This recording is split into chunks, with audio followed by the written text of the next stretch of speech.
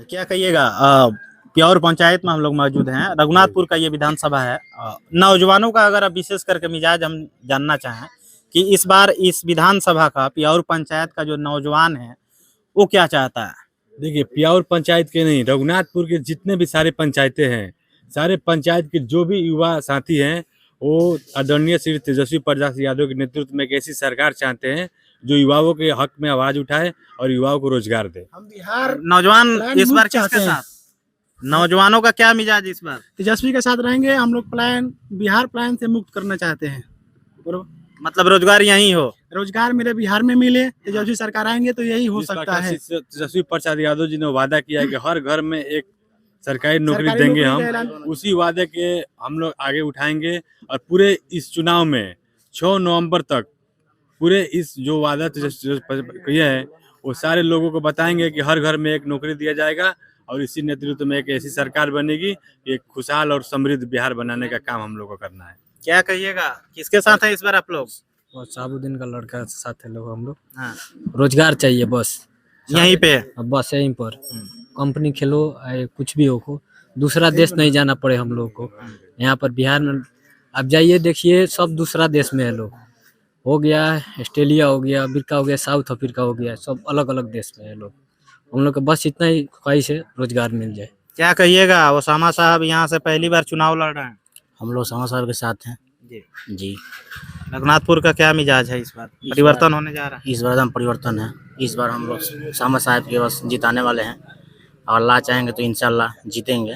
ठीक है, उसके बाद जो अपना सरकार बनने जा रही है वो तेजस्वी प्रसाद यादव सरकार बोले हैं कि मतलब कि 2500 रुपया माई बहन योजना की बात किए हैं।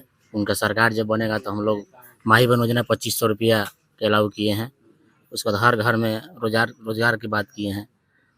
तो हम लोग कोशिश है कि इस बार सरकार उन्हीं का बने, अपना बने। क्या कहिएगा, किसका सरकार बनने जा रहा है? सरकार तो तेजस्वी यादव का बनने जा रहा है इस बार, क्योंकि पूरा बिहार बदलाव का मूड में है। पूरा बिहार में बदलाव का बयार बह चुका है। इस बार तेजस्वी यादव मुख्यमंत्री बन रहे हैं और हम लोग के बिहार के यूथ आइकन ओसामा साहब डिप्टी सीएम बनने जा रहे हैं।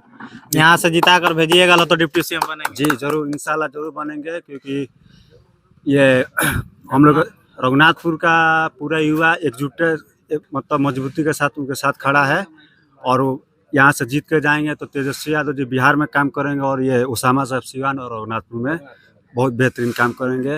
ये जितने भी ब्लॉक पर भ्रष्टाचार हो रहा है, अस्पताल में भ्रष्टाचार हो रहा है या शिक्षा में भ्रष्टाचार है, सबको हमारे नेता ओसामा साहब खत्म करेंगे। आने वाले पंचायती चुनाव में जो बहुत कम ही समय बचा है, संभवतः आप यहाँ से प्रत्याशी भी होने वाले हैं, युवा हैं। इस खास चुनावी मौके पे जो बिहार विधानसभा चुनाव चल रहा है, रघुनाथपुर के समस्त जनता को अपने ओर से क्या मैसेज देना चाहिएगा? हम रघुनाथपुर के जनता से यही मैसेज देना चाहेंगे कि आप लोग जाति में नहीं बटे। आप लोग ये देखें कि कौन शिक्षित प्रत्याशी है और कौन विकासशील प्रत्याशी है। साहबुद्दीन साहब के जो विकास कर गए हैं सिवान में, मतलब वो शायद ही यहाँ के कोई सांसद किया है। वो यहाँ पे लड़कों के लिए कॉलेज बनवाए हैं, Ambedkar college, Vidya Bhavan college, DAV college, JD Islamia college, बहुत सारे ऐसे कॉलेज बनवाए हैं। लड़कों के लिए खेल के क्षेत्र में आगे बढ़ने के लिए स्टेडियम बनाया है, राजेंद्र स्टेडियम, इंदौर स्टेडियम।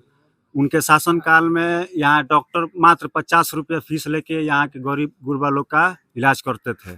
ठीक है, तो ये शायद ही कोई सांसद सिवान में किया है। लड़के से भी यही उम्मीद है? उनके लड़के से हम लोग का पूरा उम्मीद है कि वो जो काम साहब करके चले गए हैं उसको आगे बढ़ाने का काम ओसामा साहब करेंगे। तो आपने सीधे तौर पे देखा कि नौजवानों से हमारी बात हो रही थी, सबका एक स्वर में यही कहना है कि जो सिवान में विकास अधूरा रह गया एक समय के बाद, 2005 के बाद, वो फिर उसी रफ्तार से आगे बढ़ेगा, ऐसा हम सबका ओसामा साहब से उम्मीद है। बताते चले कि ओसामा साहब NDA की ओर से, महागठबंधन की ओर से मजबूत प्रत्याशी हैं और कहीं ना कहीं उसकी चर्चा पूरे बिहार में हो रही है। ये बहुत ही हाईलाइटेड सीट है और देखने वाली बात ये होगी कि 14 तारीख को यहाँ से कौन कामयाब होता है, परिणाम क्या होता है और बिहार में किसकी सरकार बनती है। तब तक के लिए बस इतना ही। धन्यवाद।